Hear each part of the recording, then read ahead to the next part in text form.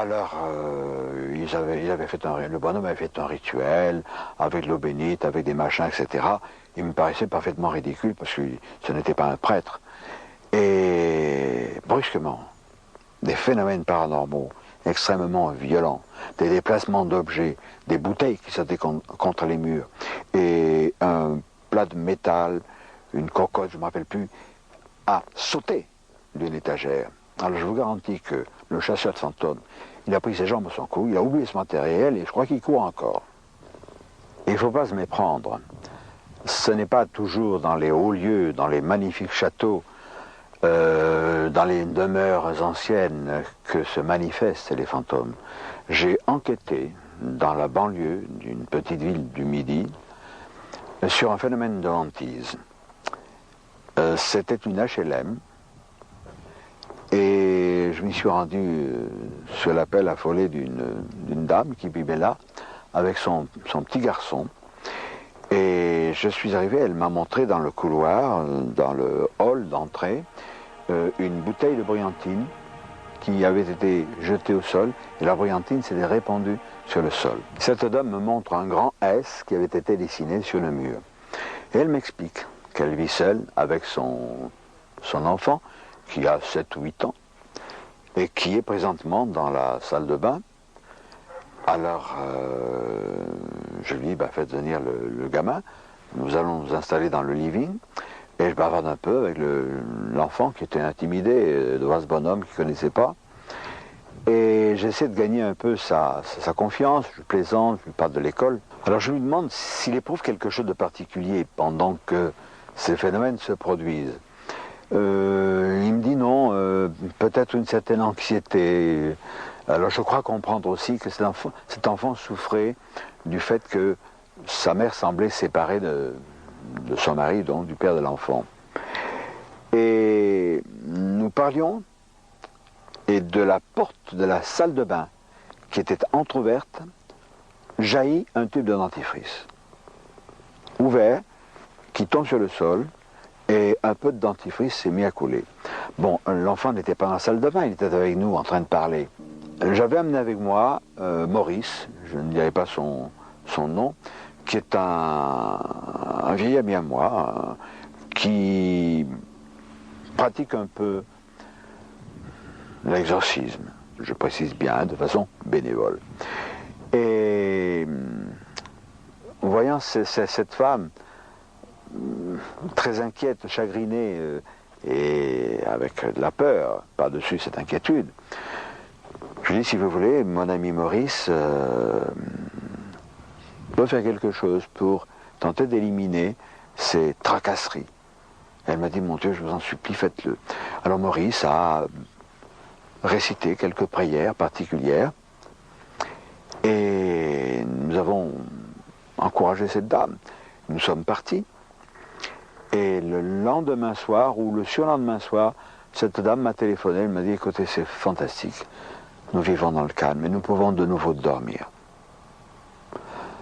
Est-ce que les prières ont suffi? Est-ce que le fait que 2 étrangers débarquent dans cette maison, ces étrangers ont-ils chassé cette entité? Je ne sais pas.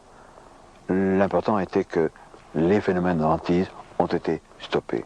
Et cette femme et cet enfant ont pu ensuite vivre en paix. Alors après ces quelques exemples de hantise, je voudrais parler d'un cas plus curieux. À l'Orgue dans le Var, habitait Rob Julien. Il n'habitait pas n'importe où, il habitait une ancienne commanderie templière, dont on trouve la trace vers 1150, 1200. Rob Julien était un peintre tout à fait remarquable, nous allons le voir. C'était un homme athée, mais avec un cœur gros comme une maison, un type adorable, qui m'avait été présenté par mon confrère et ami Guy Tarade.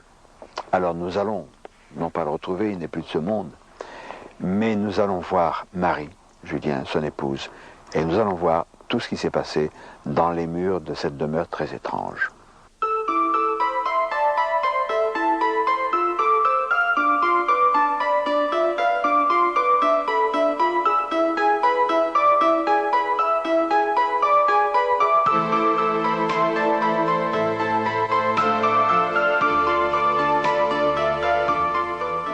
Nous sommes dans la maison de Rob Julien, qui était, on doit malheureusement employer le passé, Rob, ton époux, qui peint cette toile si extraordinaire que nous allons voir au gré de notre entretien, n'a pas commencé à peindre à l'ordre. Non. C'était le plus jeune peintre d'Aix-en-Provence. C'était l'enfant prodige de la ville. Il peignait, au début il était mystique. Ça a impressionné son père qui lui a fait faire des natures mortes, des paysages comme tous les autres peintres. Et après on a été sur Nice. Alors là il peignait sur la prostitution. C'était des toiles à message aussi. Et il ne croyait plus en Dieu, ni au Christ, en rien du tout. Et arrivé ici, il a eu un flash sur le Christ en croix. Et puis il m'a dit, mais c'est idiot, puisque je ne crois plus en Christ, je ne vois pas pourquoi je l'ai vu.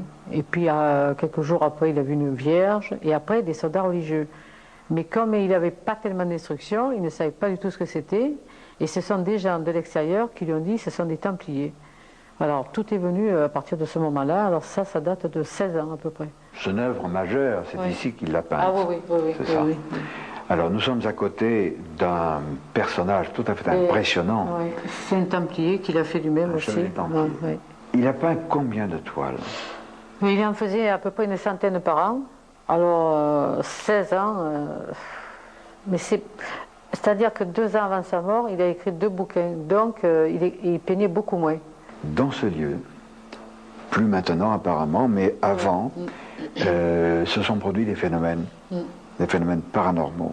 Et là, on a un puits de 8 à 9 mètres de profondeur, d'après tous les radiesthésistes.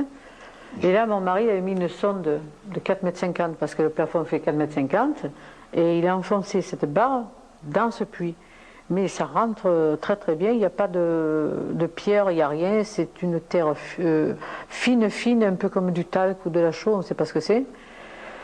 Et là, tous les radiesthésistes ont dit c'est un puits. Bon, alors c'est là que mon lit est à la verticale de ce puits, et c'est là qu'à minuit, un jour, alors la date, je ne m'en souviens pas, mais vers les minuit, en plein été, on a entendu des chants grégoriens tous les deux.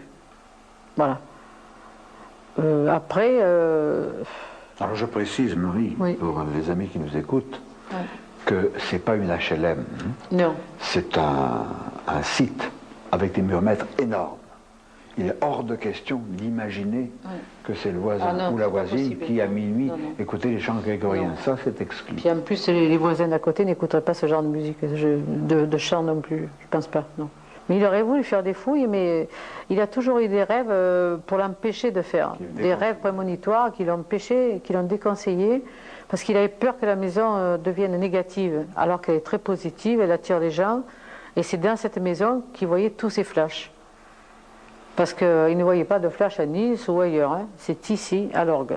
Il semble que c'est, donc d'après ce que tu viens de nous dire, que c'est bien ici qu'il a eu une révélation, qu'il a changé de athée qu'il était, il est devenu croyant. Pas pratiquant.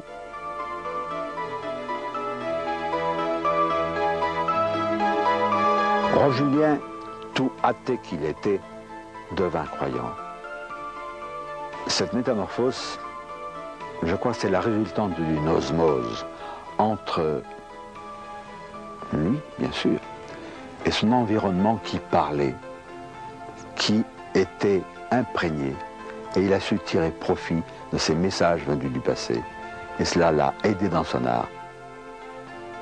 Et toi et Robert avez vécu certains types de phénomènes, et ici même, là où nous sommes, maintenant, aujourd'hui, vous avez vécu quelque chose d'insolite. Veux-tu nous dire comment ça s'est passé? Oui, il y avait mon mari assis là, il y a